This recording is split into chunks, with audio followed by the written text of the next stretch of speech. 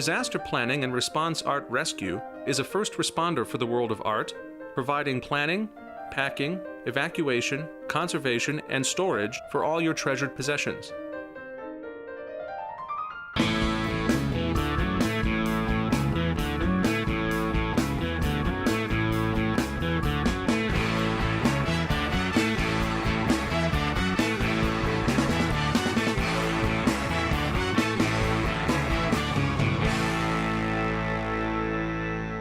My name is Elysabeth Alfano, and in case you didn't know, you're at Fear No Art Presents the Dinner Party. Really glad that you're here. What we do here is I invite three celebrities who don't know each other and a known chef who cooks for them. So over food and wine and chocolate, the unscripted conversations flow. You know, I think it's good to do things that scare you, and I do that all the time. So In a way, that's part of maybe the entertainment factor. People are looking to you all maybe to do the things that are too frightening for them to do. I don't know how you feel about that, because you must have times in your career that you feel you've wanted to hold back or pull back or felt fear. I think if I feel the fear, that makes me just go harder. Yeah. So I'll just do that. If I know that I'm feeling that, then I know that that's the right thing I have to do. So it kind of just depends on the circumstance. Is there anything of doing what you're most afraid of about what you do? You know, everybody's got these dreams of waking up and they're naked and they're running down the street. I actually just had my very first one of those dreams. You're kidding. Like last month. And I what- have and what- never had this dream ever in my life. And what were you shouting? This No. is my show? No, I'm like, I can't, I'm in my underwear, I can't go out. It was really weird. I've never experienced that dream ever. My dreams are, I can't get my clothes off. Those are my dreams. Like, seriously, like, they'll call my name and I'm like, I'm not ready, it's in the wrong costume. And I have the burlesque nightmares. But I mean, that compared to almost every other artist I know, I mean, I mean, not only is your art subject to judgment, but so are your mores. Yeah, for And sure. your body, and my your body, shape, and your, yeah. that's what I would think is the most hard, is that people are maybe looking with a fine-tooth comb. Yeah, for sure. Yeah. You know, yeah, I think women are just judged all the time. You know, I mean, we're all judged, but women in particular, and our body image and what's supposed to be beautiful and what isn't, and oh, I don't like this part of my body today, I don't like that, and you know, there's a lot of things that we have to deal with. Yeah. So, you know, I deal with those things too, and I have.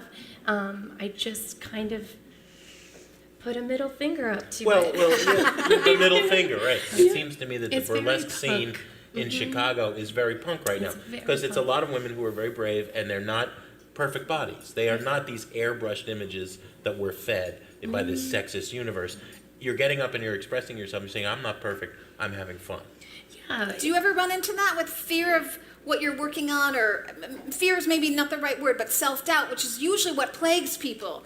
You know, even if they're an accountant and trying to switch jobs to investment banking, or you don't have to be in the arts to sort of, you know, question yourself. You know, I mean, there's a school of criticism that in the rock world it tends to be the more egghead Grill Marcus or Robert Christgau, and I'm a Bangsian. I wrote his biography, you know, and I think that it's your honest emotional reaction to a work of art, and the only reason I'd ever be afraid is if I was holding back. Right. Now, this doesn't say that my opinion's right or that I expect anybody to agree with me. I'm telling you how I see the world, and in doing so, I'm not writing just about the piece of art in front of me. I'm writing about my whole worldview and about myself, really. Right. You know, and I want to know what you think, too. Because in the way that we all will, I mean, you know, the three of us will sit here and you'll dance. The way that, if we have a great discussion afterwards, right, about what we each saw in your performance, we're all going to come to a better understanding of the performance and of each other. And it's in the dialogue that the magic of criticism happens. But these are old ideas. This is Oscar Wilde and H.L. Mencken. And, you know, I don't know how that gets boiled down to, you know, Entertainment Weekly gave it an A-. You know. But Jim, do you worry about, like, losing access?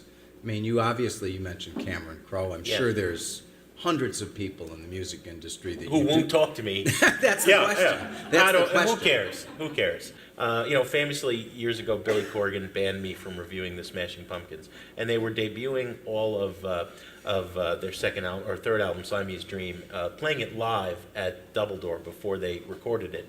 And he said I'm not allowed in, and I said to Joe Shanahan, who owned the club, well, you can't do that. He said, well, it's his performance. I said, okay. So I went and I brought a lawn chair, and Doubledore faces Milwaukee Avenue. Yes, glass, right, yeah. and I sat on the other side of the glass window, and it's so much better because all those fucking hipsters at Doubledore never shut up, and I could hear perfectly. And the only downside was it was a night as cold as this. Oh, So it gotta be diehard. it was physically uncomfortable, but I heard the music and I wrote about it, and then years later, Billy's like, well, you had some points when you said my lyrics were sophomoric. I was like, yeah, despite all my rage, I'm just a rat in a cage is kind of the stupidest lyric I've ever read, in my opinion. If you love it, good for you.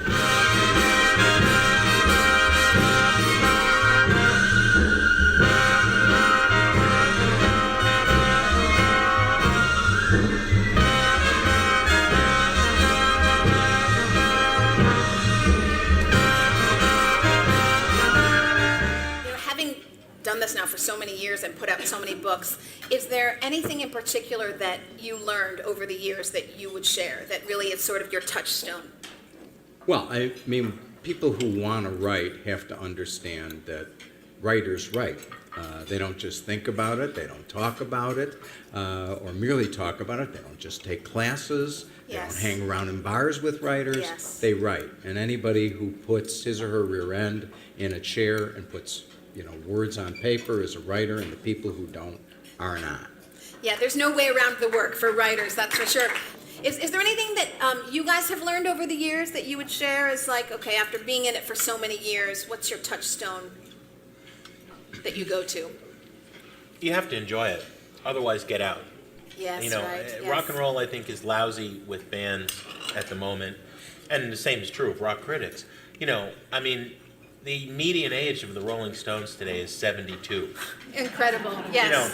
And now they were the greatest band in the world from 62 to 78, which is an extraordinary run, but they have really sucked since 78, and they have now sucked 3 times longer than they were great. And, it continues because it's this corporation, Yes. and every couple of years there needs to be a tour so that they can buy a new Greek island, because they already own a couple each. And it's just like, what's the point? There's no longer a burning desire for them to express themselves. They don't even talk to one another. Right. So But how many artists retire at the top? Nobody. I mean, let's be fair. Salinger. Let's that was be a really fair. good model. Let's be fair. I would argue even he didn't retire at the top. It's true, but nobody remembers the post Catcher in the Rye. Well, Right. But He went out pretty near the top. So it's easy to criticize the Rolling Stones because they're making They're still gazillions out of there. dollars. Yeah, but I think when you no longer feel like you have this burning desire to say something, then shut up.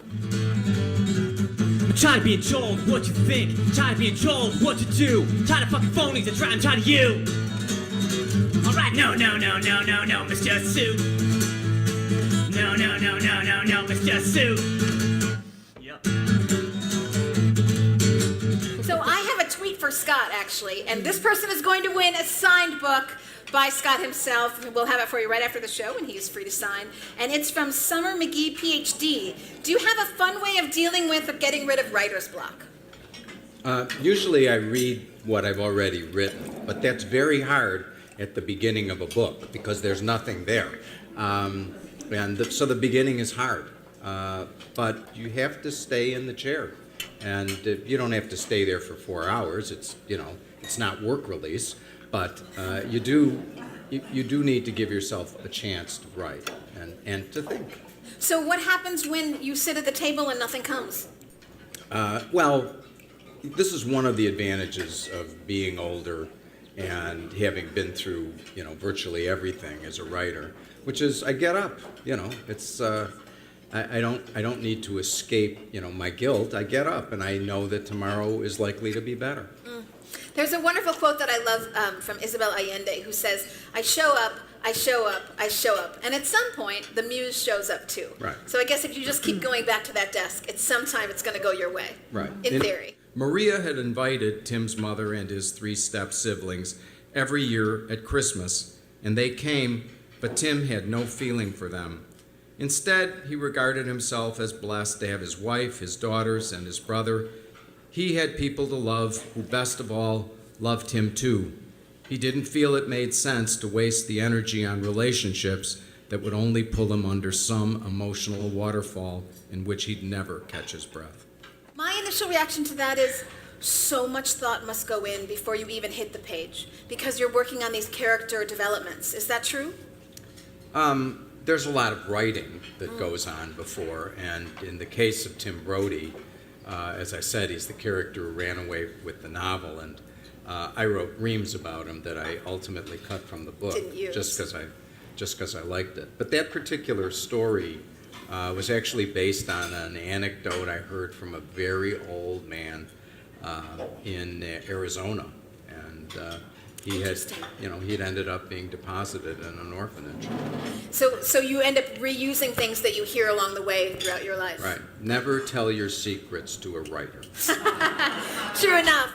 I'm wondering, do you notice anything in the kitchen where there's a lot of bravado? Is there a lot of sort of play up of the self-confidence? I mean, from there's that? not a lot of women in the kitchen. I have a few female chefs that are cooks, but like I work, my male chefs, my sous chefs love that I'm in charge because it kind of mellows everybody out.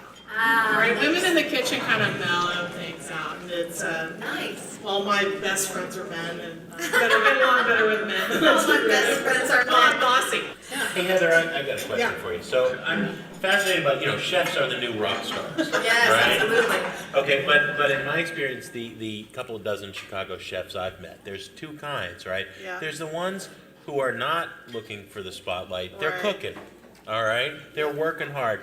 And then there's the ones who want to be a star. Yeah. How do you feel about this new I phenomenon? think it's different realms of where you are in your career and what you're looking for. I mean, listen, when I went to culinary school, there was no Food Network and this boom of food television. It was Julia Child is who I grew up watching. I'm 42, so it's a different world. I mean, it's a different. I looked for culinary schools in the back of food magazines, which was Bon Appetit or Gourmet magazine. There were 3 schools at the time. Now it's much more prevalent that this is the career that people choose. I mean, if you're looking to be a celebrity, I think it doesn't matter what field you're in. Being a chef is something that you have to be super passionate about. It's a lot of hours. You have to focus and dedicate your life to cooking and your career. It's like being an artist, really, in any sort of realm. But do you think this phenomenon of chefs on television is sending the wrong message to some people? I mean, it's not about the it cooking, is a it's production. about- Listen, Top Chef is not something I thought I would ever do. They Right. asked me to do it. I was like, oh, I don't know, maybe. I never thought I would do it, and then I did it, and I thought it was great. It was very rewarding, and it was fun and competitive, and all the things that I love to do, and I met great chefs, and I thought it was pretty amazing. But it's a television production at the end of the day. I learned a lot about TV, and a lot about how it really is, because what you felt on the show during the filming is not what was Of course, yeah. perceived, because we're making TV. Right. And right. how to sort of take a flip on Yeah. what Jim is asking, how do you feel when you see people standing in line to eat what you regard as really bad food? Oh, I like that question. I'm really snooty when it comes to food, so I find most restaurants under-season their food, which is annoying. I mean, I keep a secret tin of Altoids in my purse, but it doesn't have Altoids in it. It has sea salt. And I'm always like, my friends always wait for me to taste first. But do you have a guilty pleasure? Do you have like On No, food? I don't know. I don't know. I always think about, like, people ask me that all the time. Do I have a guilty pleasure if I like really something Kraft macaroni and cheese out of a box? I didn't grow up eating that way, so I never Yeah. really, like, we never had sugared cereals or whatever. I would say I love ice cream, but I like gourmet ice cream. Jenny's ice cream just opened on Southport. If you haven't been, But not You like should not go. like Poochie's or Super Dog or I do love Superdog, but Yeah. that's like a Chicago icon. yes, Yeah, right, something Chicago different. Yes. icon, but yeah. people are like, you don't like Chicago pizza? Sorry, no. Tanya, G Millinery is getting dinner for two at Sable. Nice job. Ooh, yes, I Dinner have to for give you two the at gift card. Sable. Don't let me forget to give Yeah, it to you. we won't forget to get that gift to you. Take my Very bag. jealous. Nice for you. She wants to know how do we bring up and coming female chefs in Chicago? How do we do it? Yeah. I think that they have to really do it for themselves. I mean, you have to No just work hard. incubation, nothing to You sort just of need to foster. work hard, honestly. I mean, you have to work hard. If you can't lift a stock pot, you better get stronger. You better learn how to do it yourself. It's your choice, honestly, and what you do and how driven you are, how hard you're working, and are you being innovative, and are you being nice to people? Because you have to really, the chef is the face of the restaurant. You got to be a good PR person. You got to be present. You don't have to work constantly, but you need to be personable and you need to be out there. And a lot of chefs are shy, painfully shy, which a lot of people probably don't know. Yes. Why have men taken over? Is it because, in the old world, men didn't cook much at home, so if they wanted to cook, they had to do it professionally? I don't know. I mean, it's interesting. When I went to culinary school, there were 49 students in my class and 7 women. I mean, so even Wow. then in the Yeah. late 90s, it was still male dominated. I think it's hard. Being a chef is hard. It's a lot of hours and it's not as, it's fun, but you have to have a lot of drive and determination and stamina. And It's like rock and roll. Yeah. I mean, this business of driving for 11 hours Yep. to get to the gig and then hauling the gear and then Right. playing the show and then Right. putting the gear back. Then you sleep on the floor in a Right. puddle of cat piss and then you get up and you do it again. It's But not. I do that in heels, baby. exactly. There was a great punk rock band that had roots in Chicago in the 90s called L7. They were from Oak Lawn. And the thing that they always said is we're not going to be inequality in rock and roll. Until you stop saying we're a great female rock band, we're Right. just a great fucking rock band. Right, And yes. you are just a great chef. Yay. You're not a great female chef. Well, You're a great chef. The term I hate the most is, what's it like being a lady chef? Lady chef. Well, I'm just a chef. I don't know what it's like being a lady chef, but You say, I'm no lady. yeah.